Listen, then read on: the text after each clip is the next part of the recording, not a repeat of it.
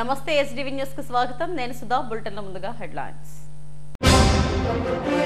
ఐశ్వర్య ఆరోగ్య ఆనంద ఆంధ్రప్రదేశ్ సాకారమే లక్ష్యం. స్వర్ణాంధ్ర 2047 విజన్ డాక్యుమెంట్ ను ఆవిష్కరించిన సీఎం చంద్రబాబు, డిప్యూటీ సీఎం పవన్లు. చెట్లు నరికేసి కాంక్రీట్ పోసేసి నేతల ఫోటోలతో ఏఎస్ఎన్ మెగామాల్ దోపిడీ. గ్రీన్ బెల్ట్ ను పునరుద్ధరించకపోతే సిబిఐ విచారణ కోరతారన్న ఎమ్మెల్యే విష్ణుకుమార్ రాజు. సౌందర్య థియేటర్ తొక్కిసలాట కేసులో cine hero Allu Arjun arrest. మధ్యంతర బెయిల్ను మంజూరు చేసిన న్యాయస్థానం. గాజువాకలో అంతర్జిల్లా నేరస్తుడు జగదీష్ అరెస్ట్. 5.5 లక్షల విలువైన చోరీ సొత్తు స్వాధీనం చేసుకున్నామన్న డీసీపీ లతా మాధురి.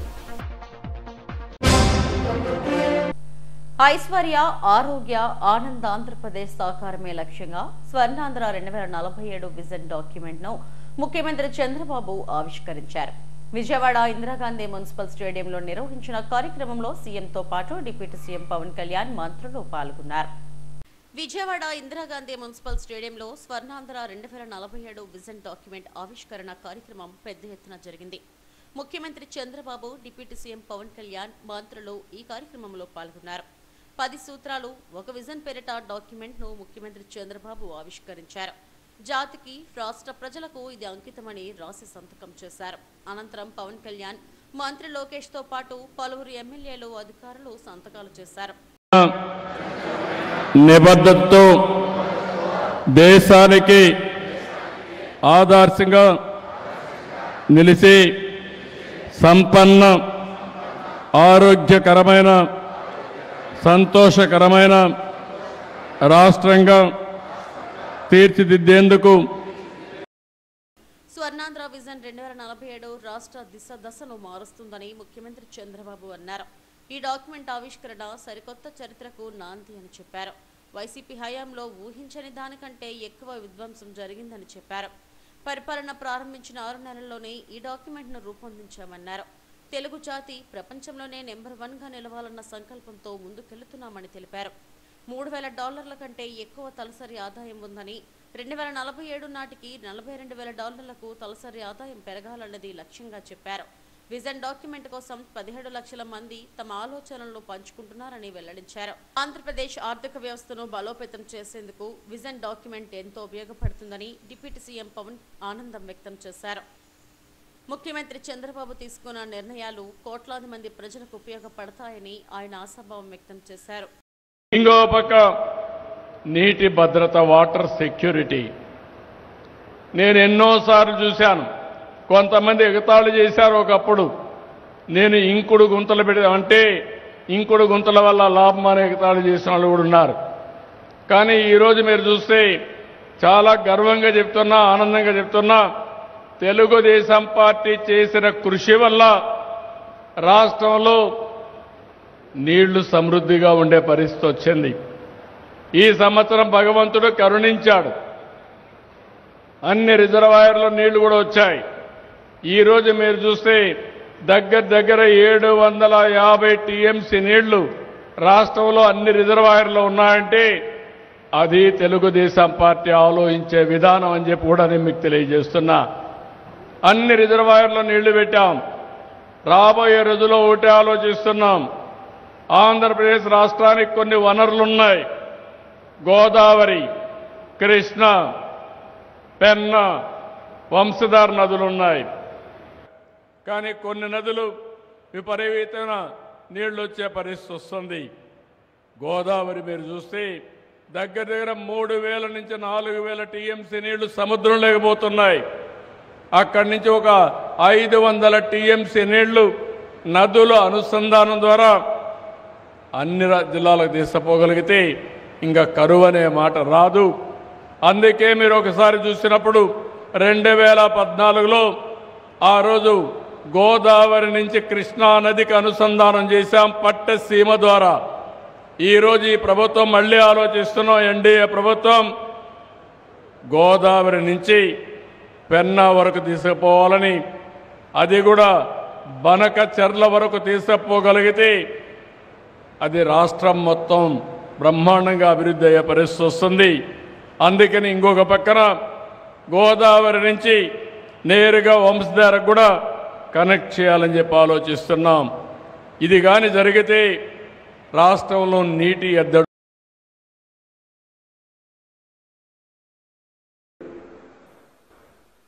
ఎందుకు ఒకళ్ళు నాయకత్వం ఈ స్థాయి వ్యక్తి ఎందుకు ఉండాలి? Leadership is all about decision making. How well your decision is.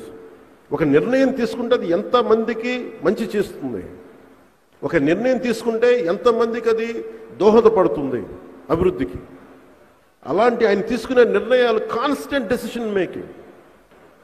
ఒక జనసేన పార్టీ ఒకసారి అలయన్స్లో ఉండే సమస్యల్ని ఆయన అర్థం చేసుకోవాలి, అడ్మినిస్ట్రేటివ్ ఇష్యూస్ అర్థం చేసుకోవాలి, డే టు డే ఇష్యూస్ అర్థం చేసుకోవాలి. చాలామంది ధర్నాలు చేస్తుంటారు, ఉపాధి అవకాశాలు లేవు, ఒకవైపు ఉద్యోగాలు లేవు, ఒకవైపు గత ప్రభుత్వం తెచ్చిన వారసత్వ సమస్యలను ఇన్నింటినీ మధ్యలో ఒక విజన్ డాక్యుమెంట్ని తీసుకురావటం, 2047లో ఎలా ఉండాలి, ఎందుకు మనం ఈ విజన్ డాక్యుమెంట్ నమ్మాలి అంటే దానికి నిలువెత్తు నిదర్శనమే 1990లో ఆయన కన్న కళ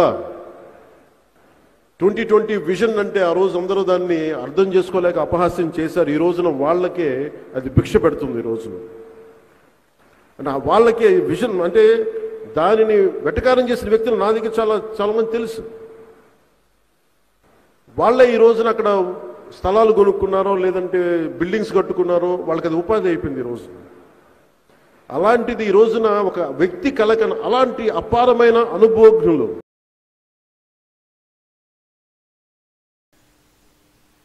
పది సూత్రాలు ఒక విజన్ డాక్యుమెంట్స్ పై ప్రజలతో ముఖ్యమంత్రి చంద్రబాబు ప్రతిజ్ఞ చేయించారు. ఈ డాక్యుమెంట్ అమలుకు కట్టుబడి ఉంటామని చెప్పారు. ఈ కార్యక్రమంలో మంత్రులు అనగాని సత్యప్రసాద్, అచ్చెన్నాయుడు, పయ్యావుల కేశవ్ తదితరులు పాల్గొన్నారు. పెద్దోడుకో న్యాయం, పేదోడుకు మరో న్యాయం. బడాబాబు ఏం చేసినా కడిగిన ముత్యమే. చిన్నోడు కాస్త నిబంధనలు ఉల్లంఘించినా ఎక్కడా లేని కేసులు వచ్చేస్తాయి. బిర్లా జంక్షన్ సమీపంలోని ఏఎస్ఎన్ మెగామాల్ యాజమాన్యం ఏకంగా గ్రీన్ బెల్ట్ ను ధ్వంసం చేసిన చర్యలు శూన్యం. నేషనల్ హైవే అథారిటీ అనుమతి ఇచ్చిందంటూ బుకాయింపులు మరోవైపు. ఈ వ్యవహారాన్ని ఉత్తర ఎమ్మెల్యే పెనుమత్స విష్ణుకుమార్ రాజు సీరియస్ గా తీసుకోవడంతో మెగామాల్ గ్రీన్ బెల్ట్ ఆక్రమణలో వెలుగులోకి వస్తున్నాయి. జాతీయ రహదారిని ఆనుకుని ఉండే గ్రీన్ బెల్ట్ లో ఎలాంటి నిర్మాణాలు ఆక్రమణలో ఉండకూడదు. పచ్చని చెట్లతో కలకలలాడే గ్రీన్ బెల్ట్ ను బిర్లా జంక్షన్ పాస్పోర్ట్ ఆఫీస్ ఎదురుగా నిర్మిస్తున్న ఏఎస్ఎన్ మెగామాల్ యాజమాన్యం విధ్వంసం చేస్తుంది. మొత్తం చెట్లన్నింటినీ నరికేసి కాంక్రీట్ రోడ్లు వేసేశారు. సుమారు 4333 చదరపు గజాల గ్రీన్ బెల్ట్ మాయమైపోయింది. ఎవరికి ఈ ముడుపులు కట్టారో ఎంత ముట్ట చెప్పారో తెలియదు కానీ పచ్చని చెట్లను మాత్రం ధ్వంసం చేసేశారు. ఏదో వాళ్ల బాబుగారి సొమ్ములాగా ఇష్టానుసారంగా పచ్చదనాన్ని ధ్వంసం చేసి రోడ్లు వేసేశారు. బడా బాబులం కదా, మమ్మల్ని ఎవడడుగుతాడులే, ఎవడు నిలదీస్తాడులే అని అనుకున్నారో ఏమో. మొత్తం గ్రీన్ బెల్ట్ అంతా పచ్చగా కనిపిస్తుంటే మాల్ నిర్మిస్తున్న చోట ఓ గడ్డి పరక కూడా కనపడకుండా మొత్తానికి మొత్తం గ్రీన్ బెల్ట్ ను ఆక్రమింపచేసి అప్రోచ్ రోడ్లు కూడా వేసేశారు. ఈ వ్యవహారాన్ని ఉత్తర ఎమ్మెల్యే పెన్మత్స విష్ణుకుమార్ రాజు సీరియస్ గా తీసుకున్నారు. జీవీఎంసీ కమిషనర్ కు ఫిర్యాదుతో మొదలుపెట్టిన ఆయన క్షేత్రస్థాయిలో పర్యటించి ఎంత మేరకు గ్రీన్ బెల్ట్ ను ధ్వంసం చేశారో స్వయంగా కూటమి నాయకులతో కలిసి పరిశీలించారు. యాజమాన్యాన్ని అడిగితే ఎన్హెచ్ఏఐ అనుమతులు ఉన్నాయంటూ ఏవో కాగితాలు చూపిస్తున్నారు.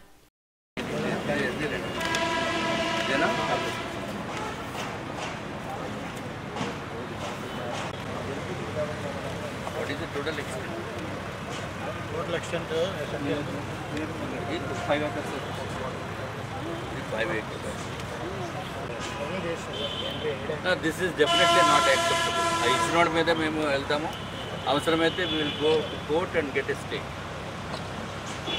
This is not correct. ఇంకా గ్రీనరీ అనవసరం అన్నా, ఇంకా టోటల్ వైజాగ్లోనే గ్రీనరీ అవసరం లేదు. ఇలాంటి బడాబాబులు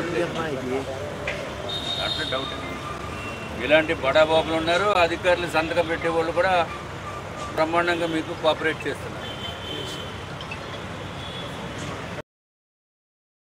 ఏఎస్ఎన్ మెగామాల్ గ్రీన్ బెల్ట్ ఆక్రమణ వ్యవహారంపై నిగ్గు తేల్చాలని విష్ణుకుమార్ రాజు అన్నారు. ఎన్హెచ్ఏఐ అధికారులను కూడా కలిసి వాస్తవాలను తెలుసుకుంటామని చెప్పారు. కేంద్ర మంత్రి నితిన్ గడ్కరీకి కూడా ఫిర్యాదు చేస్తానని, దీనిపై సమగ్ర విచారణ జరిపించేందుకు అవసరమైతే సిబిఐ ఎంక్వైరీని కూడా కోరుతామని అన్నారు. బడాబాబులకు ఓ న్యాయం, సామాన్యులకు మరో న్యాయమా అంటూ ఆగ్రహం వ్యక్తం చేశారు.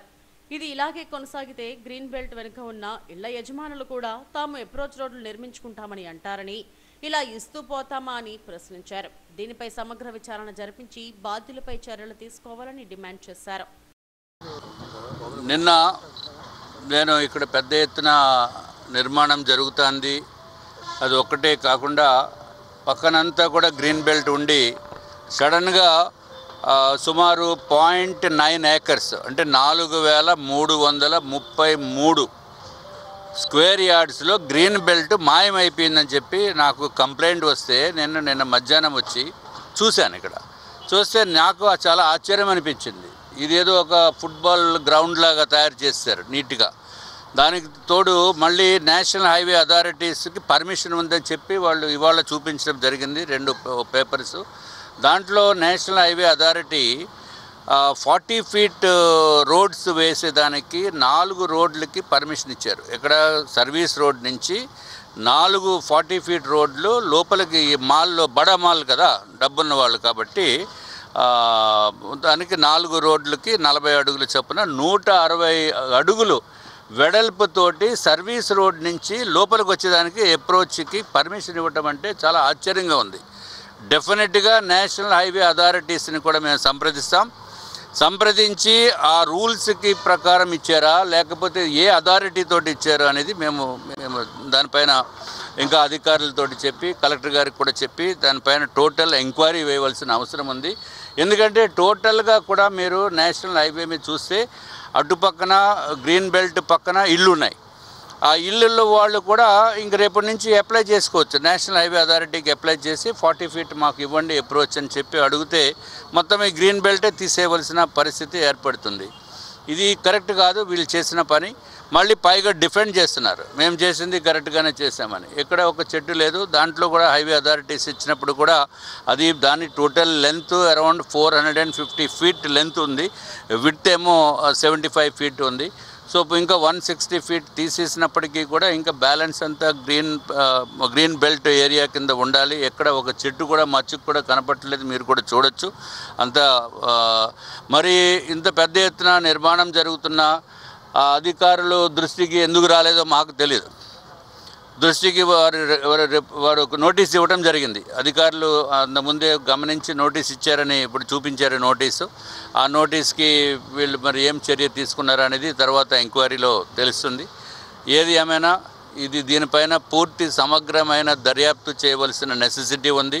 అంటే బడాబాబులకి ఒక న్యాయము, సామాన్యుడికి ఒక న్యాయం కింద కరెక్ట్ కాదు.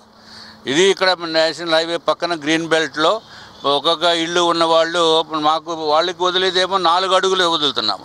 కనీసం కొంచెం 6 అడుగులు 8 అడుగులు వదిలితే వాళ్ళు కారు ఏదైనా వెహికల్ ఉంటే పెట్టుకునే దానికి పర్మిషన్ పెట్టండి అంటే ఎవరు.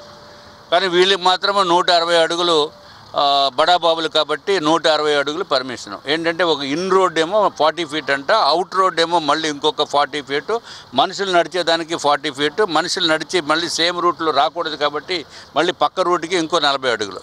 అత్యంత దారుణమైన దోపిడీ వ్యవస్థ మన రాష్ట్రంలో ఉంది. అట్లాగే దీనికి తోడు నేషనల్ హైవే అథారిటీస్ కూడా దీనిపైన స్పందించవలసిన అవసరం ఉంది. తప్పనిసరిగా నేను నితిన్ గడ్కరీ గారికి వాళ్ళకి కూడా రాస్తాను, ఢిల్లీ కూడా రాస్తాను. ఇక్కడ కూడా వీళ్ళు వెరిఫై చేయమంటాము. అవసరమైతే I will go to CBI for an enquiry. So ఇది కరెక్ట్ కాదు. We're sending a very wrong signal to the public of Visakhapatnam. ASN megamall green belt ఆక్రమణ వ్యవహారం చినికి గాలివానగా మారుతుంది. 40 అడుగుల రోడ్డుకు మాత్రమే అనుమతి ఉందని చెబుతున్నా 4 రోడ్లకు 160 అడుగులు పోయినా మొత్తం 4333 చదరపు అడుగుల పచ్చని గ్రీన్ బెల్ట్ను మాయం చేసేశారు. సర్వీస్ రోడ్డుని ఆనుకుని ఉన్న ఫుట్పాత్ను సైతం ఆక్రమించేశారు. తీరా ప్రశ్నిస్తే అంతా సవ్యంగానే చేశామని మాల్ యాజమాన్యం బుకాయింపులకు దిగుతుంది. ఈ కార్యక్రమంలో ఉత్తర జనసేన ఇన్ఛార్జ్ పసుపులేటి ఉషా కిరణ్, కార్పొరేటర్ కంటిపాము కామేశ్వరి, నాయకులు కార్తిక్ కుట్ట, జెడ్సీ రాము, ఏపీఐఐసి అధికారులు పాల్గొన్నారు. సంధ్యా థియేటర్ తొక్కిసలాట ఘటనలో సినీ హీరో అల్లు అర్జున్ ను పోలీసులు అరెస్టు చేశారు. అనంతరం న్యాయస్థానంలో హాజరుపరచగా 14 రోజులు రిమాండ్ విధించారు. దీంతో ఆయన్ను జైలుకు తరలించారు. మరోవైపు తనపై చిక్కడపల్లి పోలీసులు పెట్టిన కేసును కొట్టివేయాలంటూ అల్లు అర్జున్ హైకోర్టులో క్వాష్ పిటిషన్ దాఖలు చేశారు. దీనిపై సుదీర్ఘ వాదనలు విన్న న్యాయస్థానం ఈ నెల 27 వరకు మధ్యంతర బెయిల్ ఇచ్చింది. తొలుత అల్లు అర్జున్ ను అరెస్టు చేసిన పోలీసులు గాంధీ ఆసుపత్రిలో కోవిడ్ తో పాటు సాధారణ వైద్య పరీక్షలు నిర్వహించారు. తమ అభిమాన నటుడిని చూసేందుకు పెద్ద ఎత్తున జనం తరలివచ్చారు.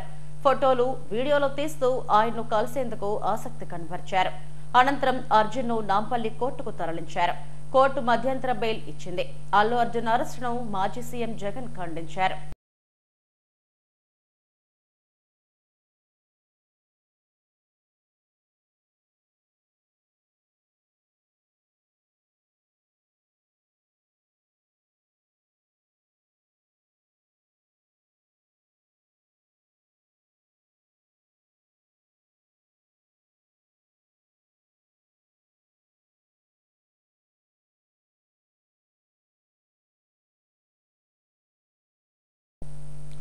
గాజువాక పోలీసులు అంతర్జిల్లా నేరస్తుడిని పట్టుకుని అతని నుంచి 5.5 లక్షల విలువైన బంగారు, వెండి ఆభరణాలను స్వాధీనం చేసుకున్నారు.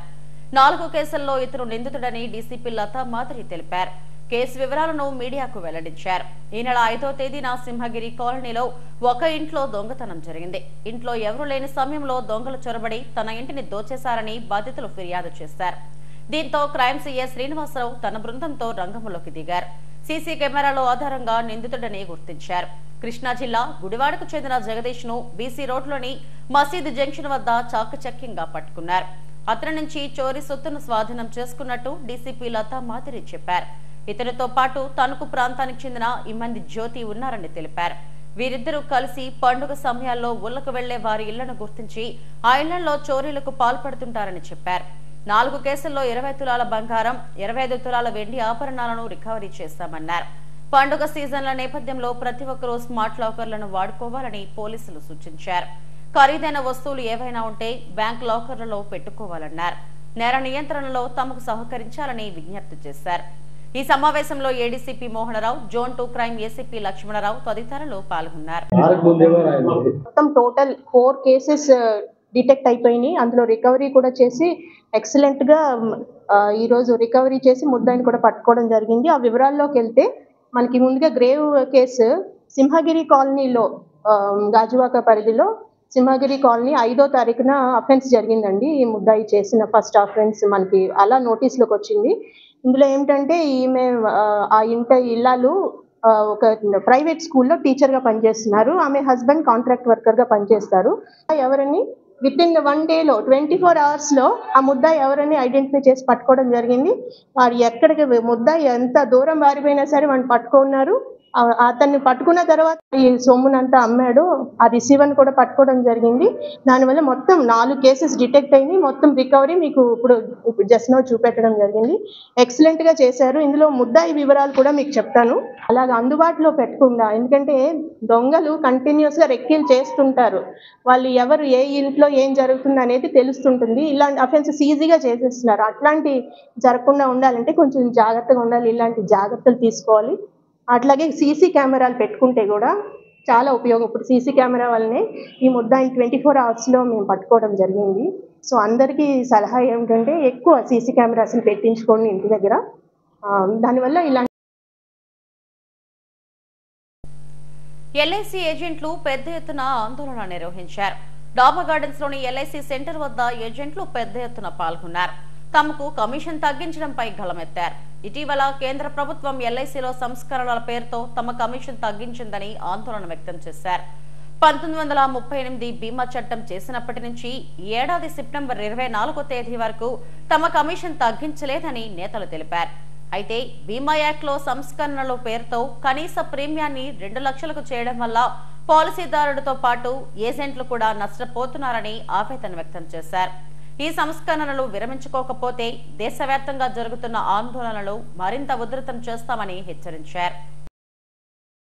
విశాఖపట్నం డివిజన్ ముందు ఏజెంట్లు మొత్తం ఈ డివిజన్లో ఉన్న 20 బ్రాంచ్ల నుంచి ఏజెంట్లు వచ్చి ధర్నా చేస్తున్నారు. ఈ ధర్నాలు దేశవ్యాప్తంగా జరుగుతున్నాయి. ఎందుకంటే 1 అక్టోబరు 24న ఎల్ఐసి కొన్ని కొత్త రూల్స్ తీసుకొచ్చింది. దానివల్ల పాలసీ హోల్డరే కాకుండా ఏజెంట్ కూడా బాగా నష్టపోతున్నాడు. ముఖ్యంగా ఏంటంటే ఈరోజు పాలసీల యొక్క ప్రీమియం రేట్లని ఎల్ఐసి కొత్తగా పెంచడం జరిగింది. ఇప్పటికే ఎక్కువ ప్రీమియం రేట్లతో సతమతం అవుతున్న పాలసీ హోల్డర్కి ఈ ప్రీమియంలు పెంచడం వల్ల ఎక్కువ భారం పడుతుంది. అదేవిధంగా మరి కనీస పాలసీ ₹1,00,000 ఉండేదాన్ని 2 లక్షలు చేయడం జరిగింది. ఈ 2 లక్షలు చేయడం వల్ల గ్రామీణ ప్రాంతాల్లో ఇన్సూరెన్స్ చేయడం ఏజెంట్లకు చాలా కష్టం అవుతుంది. అదేవిధంగా మరి ఈరోజు కనీస పాలసీ తీసుకునే కనీస వయసుని 50 ఏళ్ళు చేసింది. యాక్చువల్గా ఇప్పుడు లైఫ్ స్పాన్ పెరిగింది, మోర్టాలిటీ రేటు పెరిగితే కనీసం 65-70 చేయవలసిన దాన్ని 50 చేశారు. ఇది ఏంటంటే కేంద్ర ప్రభుత్వం 2047 కల్లా మొత్తం ఈ యొక్క దేశంలో అందరికీ ఇన్సూరెన్స్ ఉండాలనే ఏదైతే వాళ్ళ ఆలోచనకి వ్యతిరేకంగా ఉంది. పోర్ట్ హాస్పిటల్ ప్రైవేటీకరణను వ్యతిరేకిస్తూ అక్కేపాలెంలోని హాస్పిటల్ గేటు ఎదుట నిర్వహిస్తున్న దీక్షా శిబిరం టెంట్ను పోలీసులు తొలగించారు. మంటు టెండలోనే గొడుగులతో ఉద్యమకారులు దీక్షలను ప్రారంభించారు. గొడుగుల నీడలో దీక్షలు కొనసాగిస్తున్నారు. సిఐటియు నాయకుడు జగన్ ఈ దీక్షలను ప్రారంభించారు. ప్రైవేటీకరణకు వ్యతిరేకంగా తాము పోరాడుతుంటే హాస్పిటల్ కొనుగోలు చేసేందుకు ఏ ఒక్కరూ ముందుకు రావడం లేదన్న వంకతో తమ టెంట్ను తొలగించారని ఆరోపించారు. అన్ని అనుమతులు తీసుకుని దీక్షలు చేస్తుంటే టెంట్ను అన్యాయంగా తొలగించారని ఆరోపించారు. ఎన్ని ఇబ్బందులకు గురి చేసినా ఉద్యమం ఆగదని, పోర్ట్ హాస్పిటల్ ప్రైవేటీకరణను అడ్డుకుంటామని హెచ్చరించారు. హాస్పిటల్ సంబంధించి ప్రైవేటీకరణకు వ్యతిరేకంగా గత 74 రోజుల నుంచి ఇక్కడ నిరసన జరుగుతూ ఉన్నాయి. ఇప్పటికే ఆల్రెడీ అఖిలపక్ష కార్మిక సంఘాలు పర్మిషన్ పెట్టడం జరిగింది. పోలీసులు పర్మిషన్ ఇచ్చారు. మళ్ళీ రెన్యువల్ చేయమని కూడా పెట్టడం జరిగింది. రెన్యువల్ చేయడానికి నిరాకరిస్తూ ఉన్నారు. ఇప్పటికే 74 రోజులు అవుతున్నా సరే పోర్ట్ హాస్పిటల్ ప్రైవేట్ టెండర్ సంబంధించి ఎవరు రాలేదు ఇప్పటి వరకు. ఎందుకంటే మేము నిరసన తెలియజేస్తున్నాం దీంతో. కాబట్టి ఆ రకంగా టెండర్స్కి ఎవరు రావట్లేదు. కాబట్టి ఇక్కడ టెంట్ను తొలగించాలని చెప్పేసి ఇక్కడ ఉండే రాష్ట్ర ప్రభుత్వం, కేంద్ర ప్రభుత్వం కుమ్మక్కయి మేనేజ్మెంట్ మీద ఒత్తిడి తీసుకొచ్చి, ఆ రకంగా పోలీసుల మీద ఒత్తిడి తీసుకొచ్చి ఈరోజు టెంట్ని తొలగించారు. ప్రజాస్వామ్య దేశమా కాదా అని చెప్పేసి మేము అడదలుచుకున్నాం. ప్రజాస్వామ్య దేశంలో తప్పనిసరిగా ఎవరైనా నిరసన తెలియజేసే అవకాశం ఉంది. ఇదే చంద్రబాబు నాయుడు గారు ప్రతిపక్షంలో ఉంటాడు, మాట్లాడే ఇదే విషయాన్ని. మరి అటువంటిది ఇక్కడ 40,000 మంది కుటుంబాలకి ఆరోగ్యాల సమస్య ఉందని చెప్పేసి మేము నిరసన తెలియజేస్తున్నాం. మా వల్ల ఒక్క మనిషికైనా, ఇంక్లూడింగ్ పోలీసులకైనా, ఎవరికైనా ఇబ్బంది ఉంటే రుజువు చేయండి, మా మీద శిక్షలు వేయండి. మేము ఎవరికి ఇబ్బంది పెట్టట్లేదు. ఇక్కడ ఒక పక్కన హాస్పిటల్ గేటు పక్కనే ఈరోజు ఎవరిని ఆపకుండా నిరసన తెలియజేస్తున్నాం. అటువంటి నిరసన తెలియజేయడానికి అవకాశం కల్పించకపోవడం దుర్మార్గమైంది. ఇక్కడుండే హోమ్ మినిస్టర్ గారు వెంటనే జోక్యం చేసుకొని మాకు పర్మిషన్ ఇవ్వాలని చెప్పేసి కోరుతున్నాం. All pastors evangelist churches association ఎపికా ఆధ్వర్యంలో క్రిస్మస్ వేడుకలు ఘనంగా జరిగాయి. పాత గాజువాకలోని యెహోవా షమ్మా చర్చిలో జరిగిన వేడుకలకు గాజువాక సీఐ పార్థసారథి, టీడీపీ రాష్ట్ర కార్యదర్శి పుచ్చా విజయకుమార్లు అతిథులుగా హాజరయ్యారు. ఎపికా chairman, YCP Christian minority cell జిల్లా అధ్యక్షుడు రెవరెండ్ అద్దేపల్లి రవిబాబు, ఎపికా అధ్యక్షులు రెవరెండ్ బిల్లీ గ్రహం అధ్యక్షతన జరిగిన వేడుకల్లో బిషప్ బి ధనరాజ్ క్రిస్మస్ సందేశాన్ని అందించారు. యేసుక్రీస్తు బోధలు, ప్రేమతత్వం అందరికీ అనుసరణీయమని చెప్పారు. గాజువాక ప్రాంత క్రైస్తవుల కోసం కమ్యూనిటీ హాల్ ఏర్పాటుతో పాటు బారియల్ గ్రౌండ్ సాధనకు కృషి చేస్తామని పుచ్చా విజయకుమార్, రవిబాబులు తెలిపారు. సభ్యులు క్రిస్మస్ గీతాలు ఆలపించి ప్రత్యేక ప్రార్థనలు చేశారు. అనంతరం సీఏ పార్థసారథి కేక్ కట్ చేసి శుభాకాంక్షలు తెలిపారు. ఈ కార్యక్రమంలో ఎపికా ప్రతినిధులు అశోక్ బాబు, లక్ష్మీనారాయణ, డేవిడ్ రాజు, పలు సంఘాల పాస్టర్లు, దైవ సేవకురాళ్లు తదితరులు పాల్గొన్నారు. రెండుగా విడిపోయిగా మాట్లాడుతున్నటువంటి పరిస్థితి. కానీ వారు తెలుసు ఈ లోక రక్షకుడు, ఈ లోకాన్ని సృష్టించినటువంటి సృష్టికర్త, నిజమైన దేవుడు ప్రభు అయిన యేసుక్రీస్తు వారని చెప్పి తెలుసుకునే పరిస్థితి వస్తుంది ఖచ్చితంగా. ఈరోజు కొన్ని అమెండ్మెంట్స్ తెస్తా ఉన్నారు. సంఘాల్లో క్రైస్తవులు మాత్రమే ఉండాలి అన్నటువంటిది కొన్ని అమెండ్మెంట్స్ తీసుకొస్తా ఉన్నారు. ఎందుకు ఇందాక అని చెప్పారు, ఆల్రెడీ నేను ముందు నుంచి ఫైట్ చేస్తా ఉన్నాను. బరేల్ గ్రౌండ్ అనేది ఖచ్చితంగా మనకు అవసరం. ఎందుకంటే అది చాలా ఇంపార్టెంట్ మనకి బరేల్ గ్రౌండ్ అనేది. నేను ఆల్రెడీ పల్లా శ్రీనివాస్ గారికి కూడా నేను చెప్పడం జరిగింది, మొన్న లోకేష్ గారికి కూడా చెప్పడం జరిగింది. దానికి ఖచ్చితంగా మనం ఏర్పాటు చేసుకోవాల్సినటువంటి అవసరం ఉంది. 2014-19లో పల్లా శ్రీనివాసరావు గారు షీలానగర్ దగ్గర మనకి మీకు ఐడియా ఉంటుంది అందరికీ, షీలానగర్ దగ్గర మనకు బరేల్ గ్రౌండ్ ఇస్తామని చెప్పినటువంటి పరిస్థితి. అయితే ఇప్పుడు ఖచ్చితంగా మనకు ఒక కమ్యూనిటీ హాల్ అనేది కూడా క్రైస్తవులు కావాలి. నేను ఆల్రెడీ దాంతో నేను కూడా ఉన్నాను. దానికి మీరందరూ కూడా సహకారం కావాలని మీ అందరికీ కూడా నేను మనం చేస్తున్నాను. ఈ బరేల్ గ్రౌండ్ సంబంధించి ఒక కమిటీ మనం వేసుకున్నట్లయితే ఆ కమిటీ ద్వారా ఒకసారి పల్లా శ్రీనివాసరావు గారిని కలిసి కలెక్టర్ గారు కూడా ఆయన కూడా చాలా మంచి వ్యక్తి, ఆయన ఇవ్వబడే నేను మనం చేస్తూ ఏదైనప్పటికీ కూడా మనం అందరం కూడా ఈగోస్ని పక్కన పెట్టి, ఎందుకంటే ఎవరి సంఘాలు వాలి, ఎందుకంటే ఎవరి సంఘాల్లో ఎవరు వెళ్ళే పరిస్థితి ఉండదు. సంఘాలు ఉన్నప్పటికీ కూడా ఒక సమస్య వచ్చేటప్పుడు అందరం కలిసికట్టుగా కానీ ముందుకెళ్తే ఖచ్చితంగా మనం సాధించుకోవచ్చు. ఎందుకంటే ఇప్పుడున్నటువంటి పరిస్థితులు, గతంలో ఉన్నటువంటి పరిస్థితులు. హెడ్లైన్స్ మరోసారి. ఐశ్వర్య, ఆరోగ్య, ఆనంద ఆంధ్రప్రదేశ్ సాకారమే లక్ష్యం. స్వర్ణాంధ్ర 2047 విజన్ డాక్యుమెంట్ ను ఆవిష్కరించిన సీఎం చంద్రబాబు, డిప్యూటీ సీఎం పవన్లు. చెట్లు నరికేసి కాంక్రీట్ పోసేసి నేతల ఫోటోలతో ఏఎస్ఎన్ మెగామాల్ దోపిడీ. గ్రీన్ బెల్ట్ ను పునరుద్ధరించకపోతే సిబిఐ విచారణ కోరతారన్న ఎమ్మెల్యే విష్ణుకుమార్ రాజు. సంధ్య థియేటర్ తొక్కిసలాట కేసులో cine hero Allu Arjun arrest. మధ్యంతర బెయిల్ను మంజూరు చేసిన న్యాయస్థానం. గాజువాక్ లో అంతర్జిల్లా నేరస్తుడు జగదీష్ అరెస్ట్. 5.5 లక్షల విలువైన చోరీ సొత్తు స్వాధీనం చేసుకున్నామన్న డీసీపీ లతా మాధురి. ఇవి ఇప్పటి వరకున్న అప్డేట్స్. మరిన్ని వార్తా విశేషాల కోసం చూస్తూనే ఉండండి ఎస్టీవీ న్యూస్. నమస్తే.